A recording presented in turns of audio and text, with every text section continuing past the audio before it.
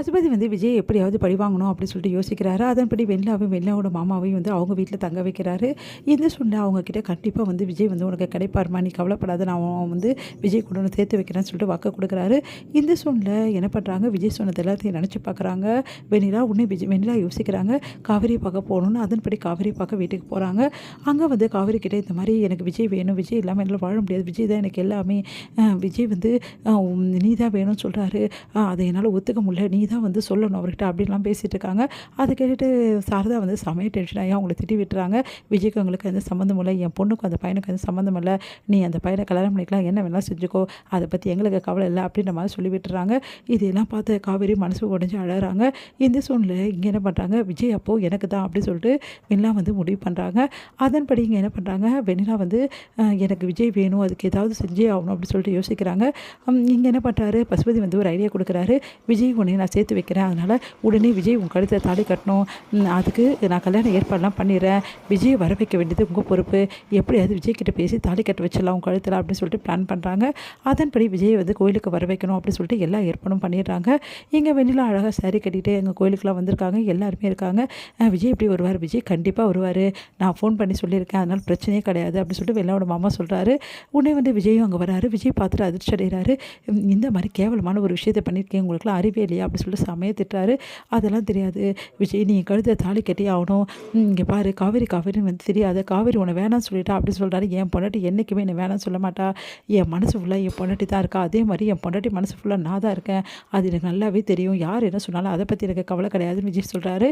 அந்த டைமில் பேசிகிட்டே இருக்கார் விஜய். அப்போ வந்து அதெல்லாம் தெரியாது, கட்டாயப்படுத்தி எல்லாருமே கல்யாணம் பண்ணி வைக்கிறதுக்காக பிளான் பண்ணி அழகாக காய் நகர்த்தி வந்து விஜய் வந்து தாலி கட்ட வைக்கணும்னு சொல்லிட்டு பிளான் பண்ணி எல்லாம் பேசிகிட்டு இருக்காங்க. அப்போ கரெக்டாக அங்கே போலீஸை வர வைக்கிறார் விஜய். போலீஸ் வந்து விஜய்க்கு ஆல்ரெடி கல்யாணம் ஆகிடுச்சு, அதனால் அவர் கம்ப்ளைண்ட் கொடுத்துருக்காரு, நீங்கள் எல்லோரும் கட்டாயப்படுத்தி அவர் கல்யாணம் பண்ணி வைக்க போகிறீங்கன்னு சொல்லிட்டு அப்படின்னு எல்லாம் அதிர்ச்சிடுறாங்க. விஜய் வந்து சொல்கிறாரு, எனக்கு ஏற்கனவே தெரியும் இந்த மாதிரி ஏதாவது பண்ணியிருப்பீங்க, அதனால தான் போலீஸை வர வச்சிருக்கேன் அப்படின்னு எல்லாம் அதிர்ச்சிடுறாங்க. உடனே வந்து இப்போ சொல்லுங்கள், நான் வெள்ளா கழுத்தை தாலி கட்டணுமா அப்படின்னு எல்லாம் அதிர்ச்சியாக அப்படியே பார்க்குறாங்க. இங்கே பாருங்கள், வெள்ளா கழுத்தை நான் தாலி கட்டினா போலீஸ் என்ன அரெஸ்ட் பண்ணது மட்டும் உங்கள் எல்லாரையும் அரெஸ்ட் பண்ண பரவாயில்லையா அப்படின்னு என்ன பண்ணுறது வெளில தவிக்கிறாங்க. இங்கே வந்து கரெக்டாக காவேரி அந்த டைமில் வராங்க. காவேரி வந்து இதெல்லாம் பார்த்துட்டு பயங்கரமாக அதிர்ச்சி அடைகிறாங்க. உடனே வந்து விஜய் சொல்லாரு, என்றைக்குமே எனக்கு காவேரி தான், காவேரிக்கு நான் தான், என் பொண்டாட்டி தவிர என் மனசில் யாரும் வர முடியாது, இங்கே பார்வையினா ஓ மேலே அது வெறும் வந்து கரிசனம் மட்டும்தான், என் பொண்டாட்டி மேலே தான் எனக்கு காதல் எல்லாமே, என் பொண்டாட்டி மேலே மட்டும்தான் இருக்குது, என் பொண்டாட்டி தான் எனக்கு எல்லாமே அப்படின்னு சொல்லிட்டு தைரியமாக வந்து அவ்வளோ அழகாக சொல்கிறாரு. அதுக்கெல்லாம் வந்து காவேரி கேட்குறாங்க. காவேரி அதிர்ச்சி அடைகிறாங்க. அப்படியே திரும்பி பார்க்குறாரு. பார்த்தா காவேரி அப்படி நிற்கிறாங்க சிலையாக. அதை பார்த்தா காவேரி, நீ அடி ஏன் நீ வந்த திடீர்னு அப்படின்னு, உங்களுக்கும் வில்லாக்கும் கல்யாணம்னு சொன்னாங்க, அதுக்கு தாங்க வந்தேன் அப்படின்றாங்க. அப்படியே காவேரி பார்த்துட்டு, நீ ஏன் காவேரி, எனக்கு இவங்களெல்லாம் சமாளிக்க தெரியாதா அப்படி சொல்லிட்டு இருக்காரு. அப்போ தாத்தாவும் வர பார்த்துட்டு எல்லாருமே வந்து அப்படியே பார்க்குறாங்க. உடனே வந்துச்சு, இவ்வளோ கேவலமாக நடந்திருக்கேன்னு சொல்லிட்டு தாத்தா திட்டாரு எல்லாத்தையுமே. அப்போ காவேரி வந்து அப்படியே பார்த்து நிற்கிறாங்க. ஏன் காவேரி இவ்வளோ வந்து ஒரு மாதிரி இருக்க அப்படின்னு அப்படியே காவேரி அது வந்துங்க அப்படி சொல்ல வராங்க. உடனே மயக்கச்சி விழுந்துடுறாங்க. காவேரி மயக்கச்சி விழுந்துட்டா அப்படி சொல்லிட்டு விஜய் பதறி போகிறாரு. நீ காவேரி கூட்டம் ஹாஸ்பிட்டலுக்கு போப்பா, நீ இவங்க எல்லாரையும் பார்த்துக்கிறேன்னு சொல்லிட்டு தாத்தா அனுப்பிச்சி வைக்கிறாரு. இங்கே காவேரியை தூக்கிட்டு வந்து அப்படியே வண்டியில் வச்சுட்டு ஹாஸ்பிட்டலுக்கு கூட்டிகிட்டு போகிறாரு நம்ம விஜய். எங்கள் ஹாஸ்பிட்டலில் ரொம்ப பதட்டமாயிடுறாரு விஜய். அப்படியே வந்து பார்த்து ஒன்றுமே புரியல விஜய்க்கு. ஹாஸ்பிட்டலில் சேர்க்குறாரு.